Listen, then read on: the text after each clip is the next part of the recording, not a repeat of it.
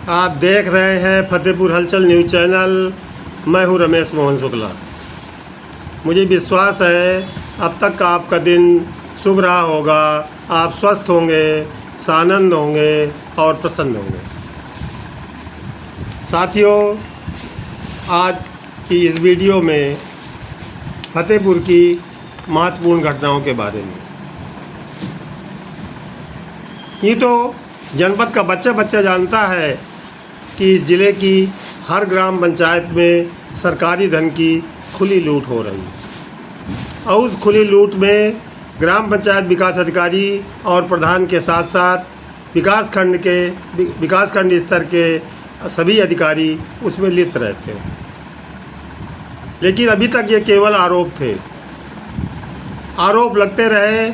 जिला लेवल पर हजारों शिकायतें प्राप्त होती रहीं, लेकिन उस पर कोई कार्रवाई नहीं की गई।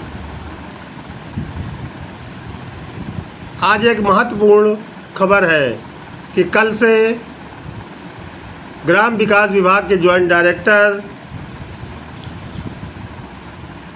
संजय पांडे और बीएन श्रीवास्तव के नेतृत्व में जनपद में एक जांच टीम विकासखंड के असोथर की ग्राम पंचायत सरकंडी की जांच के लिए आ गई।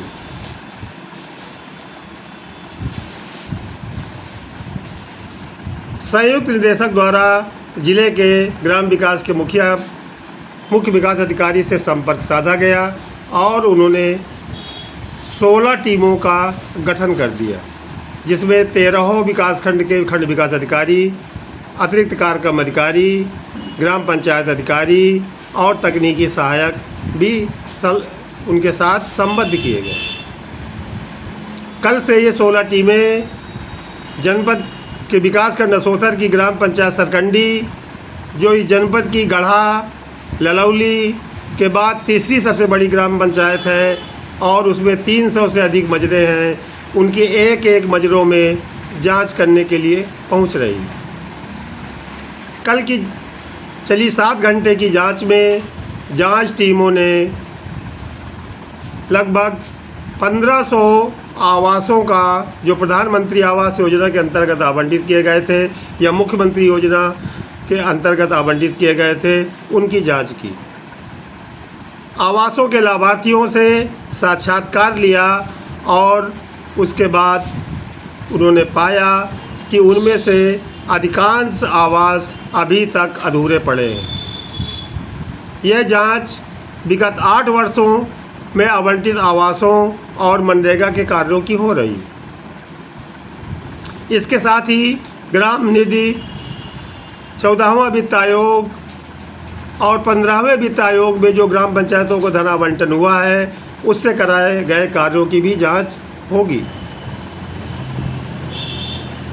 कल की जांच के बाद जो संयुक्त निदेशक के सूत्रों से मुझको जानकारी मिली, उससे ये पता चला कि उस ग्राम पंचायत में प्रत्येक ग्राम आवास आवंटन के लाभार्थी से 20 से 25 हज़ार रुपये की धनराशि वसूली गई,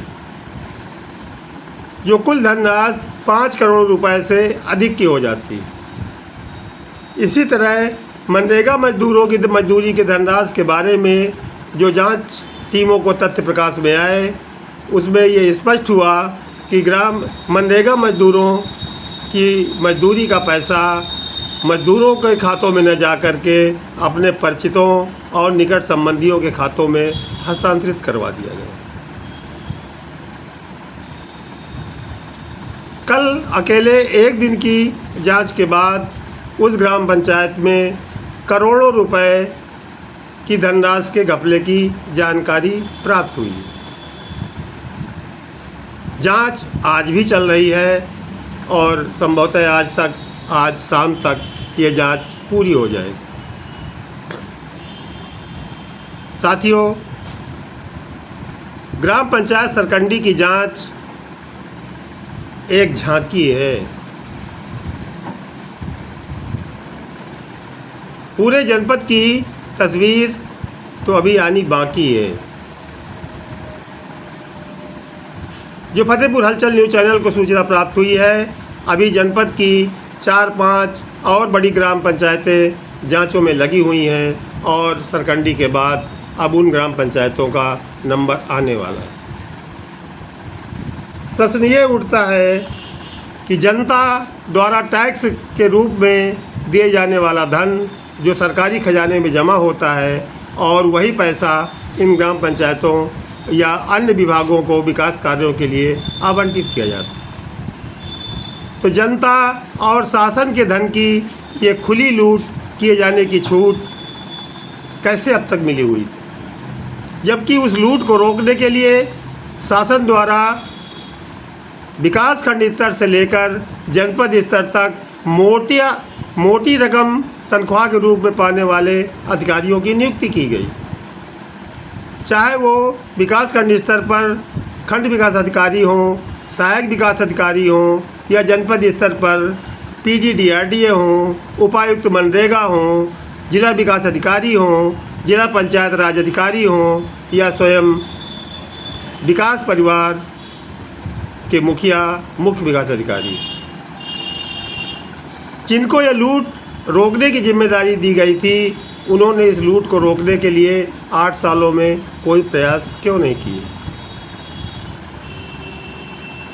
जिससे ये स्पष्ट होता है कि उस लूट में केवल ग्राम पंचायत विकास अधिकारी और प्रधान, तकनीकी सहायक, पंचायत सहायक और कंप्यूटर ऑपरेटर ही जिम्मेदार नहीं है, बल्कि ये बड़े बड़े अधिकारी भी उस लूट के बराबर के हिस्सेदार। इस जनपद में मनरेगा के अंतर्गत केंद्र सरकार द्वारा लोकायुक्त की भी नियुक्ति की गई। पिछले 2 सालों में यह पद भले रिक्त रहा हो, लेकिन उसके पहले भी थे और वर्तमान में भी है।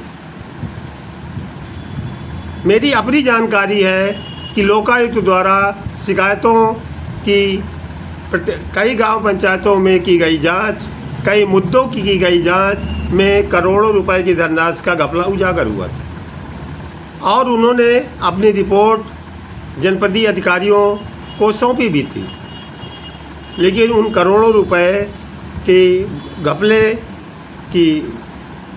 के बाद भी किसी भी दोषी कर्मचारी या अधिकारी के ऊपर कोई कार्यवाही नहीं की गई। प्रधानमंत्री आवास योजना और मुख्यमंत्री आवास योजना के अंतर्गत जो ग्राम पंचायत सरकंडी में अधूरे पाए गए हैं आवास, वह एक वानगी मात्र। इस तरह के हजारों नहीं दसियों हजार आवास जनपद में अधूरे पड़े हुए हैं। कारण आवास बनवाने के नाम पर उन लाभार्थियों से पहले ही धनराशि की वसूली कर ली गई। सबसे बड़ी विडंबना तो ये है कि ये केवल सरकारी धन की लूट का मामला नहीं है, क्योंकि जनपद स्तर से इन आवासों की जो प्रगति रिपोर्ट प्रत्येक माह और वर्ष के अंत में शासन को भेजी जाती है, उनमें से लगभग 90 से 95% आवास पूर्ण दर्शाए जाते हैं। और उन्हीं रिपोर्टों को आधार मानकर चाहे प्रदेश के मुखिया हों या देश के प्रधानमंत्री जनता के सामने ग्राम विकास की तस्वीर पेश करते हैं। तो ये लूट केवल सरकारी धन की नहीं है, बल्कि प्रदेश के मुखिया और देश के प्रधानमंत्री की छवि को भी धूमिल करने वाली बन जाती है और इसके लिए भी ये जिम्मेदार अधिकारी दोषी हैं। अभी एक सूचना मुझको और भी है कि विगत वर्षों में, विगत 23-24 में मुख्य विकास अधिकारी द्वारा जनपद की 1 करोड़ से अधिक मनरेगा में व्यय करने वाली 20 ग्राम पंचायतों का चयन करवाया गया और उन 20 ग्राम पंचायतों में मनरेगा के कार्यों की जांच के लिए 13 टीमें गठित की गई। लेकिन वो टीमें परस्पर की गई थी कि जैसे विकासखंड, इस विकासखंड के खंड विकास अधिकारी को दूसरे विकासखंड में और दूसरे खंड विकास अधिकारी को उनके विकासखंड में जांच अधिकारी बनाकर नियुक्त किया गया। फिर भी इन 13 टीमों ने इन 20 ग्राम पंचायतों में जो कमियां पाई थी या नहीं पाई थी, उसकी कोई खबर आज तक 2 वर्षों के बीत जाने के बाद भी नहीं है, क्योंकि किसी भी कर्मचारी या अधिकारी के विरुद्ध उस जांच के आधार पर कोई कार्रवाई नहीं हुई। प्रश्न ये उठता है कि सरकारी धन का इतने व्यापक पैमाने पर किए जाने वाला लूट, ये केवल सरकारी धन का लूट नहीं है, ये लूट है उस सरकार के विश्वास की भी, जिसके दम पर वो ग्राम विकास का बड़े बड़े राष्ट्रीय चैनलों में, अखबारों में बड़ा बड़ा विज्ञापन भी देते हैं। लेकिन धरातल पर जनता जब इन नेताओं के बयानों को धरातल पर परखती है तो वो सब झूठे पाए जाते हैं, जिससे इन नेताओं की छवि पर विपरीत प्रभाव पड़ रहा है। तो ये अधिकारी केवल सरकारी धन के लूट के दोषी नहीं हैं, बल्कि शासन की छवि को धूमिल करने के भी पूरी तरह से दोषी हैं, और इन पर भी जिम्मेदारों के साथ साथ कार्रवाई होना लाजिमी है और होनी भी चाहिए। जांच चूँकि ग्राम पंचायत सरकंडी में 300 से अधिक मजरे हैं और वहां आज भी हो रही है। अंतिम जांच के बाद जांच अधिकारियों द्वारा रिपोर्ट शासन को प्रेषित की जाएगी और उसके बाद बड़े बड़े लोगों के फंसने की पूरी उम्मीद है। ग्राम विकास आयुक्त GS प्रियदर्शी अपनी ईमानदारी और अपनी प्रशासनिक क्षमता के लिए इस जनपद में प्रसिद्ध एक IAS अफसर है, जो इस जिले में जिलाधिकारी के पद पर भी कार्य कर चुके हैं। देखना है कि आज की ये जांच पूरी हो जाने के बाद किन किन अधिकारियों और कर्मचारियों पर ये गाज गिराई जाती है, उन पर क्या कार्रवाई होती है।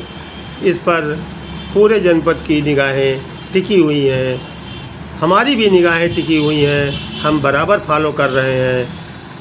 आपसे अनुरोध है कि यदि आप फतेहपुर हलचल न्यूज़ चैनल द्वारा प्रसारित की जाने वाली इन समाचारों से सहमत हों तो कृपया फतेहपुर हलचल न्यूज़ चैनल को सब्सक्राइब कर लें और घंटी की आकृति वाली बटन को भी दबा दें, ताकि फतेहपुर हलचल से प्रसारित होने वाली हर वीडियो का नोटिफिकेशन आपको सबसे पहले प्राप्त। धन्यवाद। अब मैं अगली वीडियो में आपसे रूबरू होऊंगा, तब तक के लिए मुझे क्षमा करें। धन्यवाद। आप देख रहे हैं फतेहपुर हलचल न्यूज़ चैनल। मैं हूं रमेश मोहन शुक्ला।